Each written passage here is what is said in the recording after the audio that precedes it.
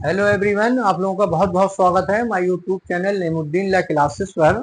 और हमने एक नया सब्जेक्ट शुरू किया था हिंदू लॉ। हिंदू लॉ में एक बहुत ही महत्वपूर्ण धारा हम पढ़ चुके हैं, धारा 5 हिंदू विवाह की आवश्यक शर्तें। इसका आप हमारे YouTube channel Nemuddin law classes पर जाकर पूरा वीडियो देख सकते हैं।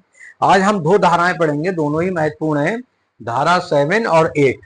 हालांकि दोनों धाराएं प्री तक सीमित हैं, प्री में ही पूछी जा सकती हैं, लेकिन चूंकि जो हिंदू लॉ है वो उत्तराखंड पीसीएसजी प्री में भी आता है, उत्तराखंड पीसीएसजी प्री में आता है, बिहार पीसीएसजी प्री में आता है, दोनों जगह मेंस में भी आता है। और हमारे एलएलबी और बीएलएलबी के छात्र हैं, उनके लिए प्री में आता है। दूसरा एलएलएम नेट के छात्र हैं हमारे, और नेट के पेपर या जेआरएफ के पेपर में भी आता है। तो इन दोनों धाराओं को हम देखते हैं, धारा 7 और 8 में क्या है। धारा 7 का हेडिंग है ceremonies for a Hindu marriage, यानी हिंदू विवाह के लिए संस्कार। क्या हिंदू विवाह के लिए आज भी कुछ संस्कार जरूरी हैं, वो इस धारा में पढ़ेंगे। जैसे कम से कम 3 संस्कार, कन्यादान, विवाह होम और सतपति आवश्यक है। ऐसा नहीं है इनके बिना भी विवाह हो जाएगा, लेकिन जहां ये आवश्यक है तो है। दूसरी एक महत्वपूर्ण बात है कि हिंदू विवाह का रजिस्ट्रेशन किया जाना अनिवार्य है। धारा 8 में ये बताया गया कि रजिस्ट्रेशन होना चाहिए, नहीं कराते हो तो 25 रुपए का दंड मिलेगा। और सुप्रीम कोर्ट ने सीमा बनाम अश्वनी कुमार में तो ये कहा कि अब रजिस्ट्रेशन को अनिवार्य कर देना चाहिए, लेकिन अभी तक रजिस्ट्रेशन अनिवार्य नहीं है। लेकिन फिर भी आपको प्रोविजन पता होना चाहिए कि रजिस्ट्रेशन की धारा कौन सी है, तो वो है धारा 8। ठीक है, तो इसको बेरेक्ट की तरह देखते हैं हम। धारा 7 में कि हिंदू विवाह के लिए संस्कार यानी ceremonies of A Hindu law, Hindu marriage क्या है, तो कहा गया है कि हिंदू विवाह उसके पक्षकारों में से किसी को भी रूढ़िगत रीतियों और कर्मकांड के अनुसार अनुष्ठापित किया जा सकेगा। क्लॉज 2 में कहा गया जहां की ऐसी रीतियों और कर्मकांड के अंतर्गत सप्तपति आती हो, वहां विवाह पूर्ण और आबद्ध कर तब होता है जब 7वां पद चल लिया जाता है।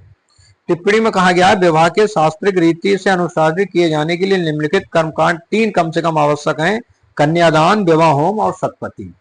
2 केस हैं बहुत अच्छे इस पर। पहला है शांता देव बनाम कंचन प्रभा। इस केस में यह कहा गया कि विवाह के कर्मकांडों के किए जाने का सबूत मान्य विवाह के लिए आवश्यक है। दूसरा है भाव राव बनाम स्टेट ऑफ महाराष्ट्र। कहा गया जहां सप्तपति यानी 7 फेरे आवश्यक हो, वह सप्तपति का पूरा किया जाना आवश्यक है। अगर 7वां पद पूरा नहीं है तो विवाह नहीं माना जाएगा। तो ये विवाह के संस्कार थे जिनको कि धारा 7 में बताया गया। धारा 8 में हम आते हैं विवाह का रजिस्ट्रेशन। मेरी निजी राय भी ये है कि अब विवाहों का रजिस्ट्रेशन अनिवार्य बना दिया जाना चाहिए। माननीय सुप्रीम कोर्ट ने भी ये कहा है सीमा बनाम अश्वनी कुमार में कि रजिस्ट्रेशन को चाहे हिंदू विवाह हो मुस्लिम हो सब में अनिवार्य कर देना चाहिए, क्योंकि एक बहुत बड़ा एक सबूत होता है विवाह का, वो कम से कम रजिस्ट्रेशन से निकल कर आ जाएगा, गिनती भी हो जाएगी कितने विवाह हो रहे हैं। ठीक, सेक्शन वाइज देखते हैं धारा 8 में क्या है।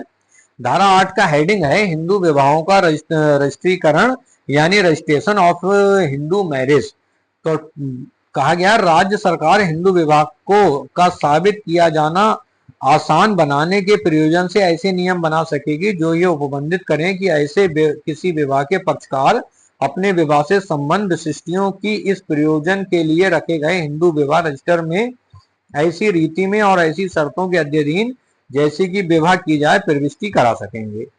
क्लॉज 2 में कहा गया है कि क्लॉज 1 में अंतर्विष्ट किसी बात के होते हुए भी यदि राज्य सरकार की ये राय हो कि ऐसा करना आवश्यक या समीचीन है तो वह ये उपबंध कर सकेगी कि उपधारा 1 में निर्दिष्ट विशिष्टियों का प्रविष्ट किया जाना उस राज्य में या उसके किसी भाग विशेष में चाहे सभी दशाओं में चाहे ऐसी दशाओं में जो विनिर्दिष्ट की जाए वैसे आवश्यक होगा, और जहां की कोई ऐसा निर्देश निकाला गया हो वहां इस निमित्त बनाए गए किसी नियम का उल्लंघन करने वाला व्यक्ति जुर्माने से जो 25 रुपए तक का हो सकेगा दंडित किया जाएगा। यानी जुर्माना ही इतना कम रखा है, 25 रुपए। चलो कोई बात नहीं। फिलहाल एक केस है सीमा बनाम अश्वनी कुमार जिसमें कहा गया हिंदू विवाह के रजिस्ट्रेशन को अनिवार्य बनाया जाना चाहिए। इसका मतलब यह है कि अभी तक अनिवार्य नहीं है, ओनली प्रोविजन है। तो ये धारा 7 थी, धारा 8 थी, प्री में पूछी जाती है लगभग। अब जो कल की वीडियो बनेगी धारा 9 और 10 पर, ये प्री मेंस इंटरव्यू तीनों में पूछी जाती हैं। दोनों धाराओं को पढ़ लीजिए, ध्यान से देख लीजिए। यदि कोई समझ में चीज नहीं आई हो तो कमेंट बॉक्स में जरूर पूछिए। वीडियो देखने के लिए धन्यवाद।